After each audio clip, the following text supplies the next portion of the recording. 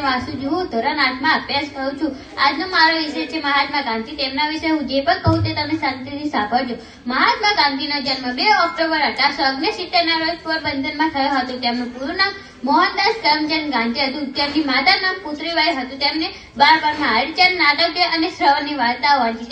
તેમના હૃદય પર ખૂબ ઊંડી અસર પડી. તે દિવસથી તેઓ સાચું બોલવાની અને મા બાપની સેવા કરવાનો નિર્ધાર કર્યો. ગાંધીજી માધ્યમિક શિક્ષણ પૂરું કર્યા બાદ ઉચ્ચ અભ્યાસ માટે વિલાસ ગયા અને બેરિસ્ટર બન્યા. ગાંધીજી વકીલાત કરવા માટે દક્ષિણ આફ્રિકા ગયા. ત્યાં તેમને ગોળાકાર થતો અને નજર જોયો. તે તેમને પોતાના રંગ ભેદનો પણ અનુભવ થયો. આ અન્યાય દૂર કરવા માટે તેમણે અહિંસક લડત ઉપાડી. તેમાં તેમને સફળતા મળી. ત્યાર પછી ગાંધીજી દક્ષિણ આફ્રિકાથી ભારતે પાછા આવે ત્યારે અંગ્રેજોનું શાસન હતું. ભારતને અંગ્રેજોની ગુલામીથી મુક્ત કરવા માટે ગાંધીજીએ દેશવ્યાપી આંદોલન શરૂ કર્યા.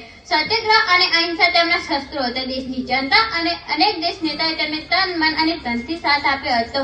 છેવટે સૌના પ્રયત્નોથી ભારતને 1947 માં આઝાદી મળી. ગાંધીજી પહેલા અમદાવાદ, કોતરબામાં અને પછી સાબરમતી નદીના કિનારે આશ્રમની સ્થાપના કરી. તેઓ સાદાઈથી રહેતા. ગમે તેટલું કામ હોય તો પણ તેઓ સવાર સાંજ પ્રાર્થના કરતા. તેમની પ્રાર્થના સભામાં અનેક સભ્યો જોડાતો. તેમની વૈષ્ણવ વજન તો તેને કહીએ. કવિ નરસિંહ મહેતાનું ભજન અતિ પ્રિય હતું. તે દરરોજ રેડિયો કાઢતા. તેમણે પોતાની આત્મકથા લખી છે જે સત્યના પ્રયોગો નામે જાણીતી છે. ગાંધીજીની પત્નીનું નામ કસ્તુરબા હતું. તેમણે પણ તેમને ઘણો સાથ અને સહકાર આપ્યો હતો.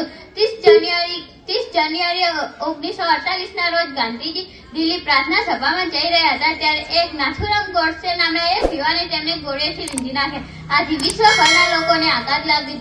ગાંધીજીની સમાધિ દિલ્હીમાં છે જે રાજઘાટ તરીકે ઓળખાય છે. દેશવાસીઓ આજે પણ ગાંધીજીને રાષ્ટ્રપિતા તરીકે યાદ કરે છે. અસ્તુ.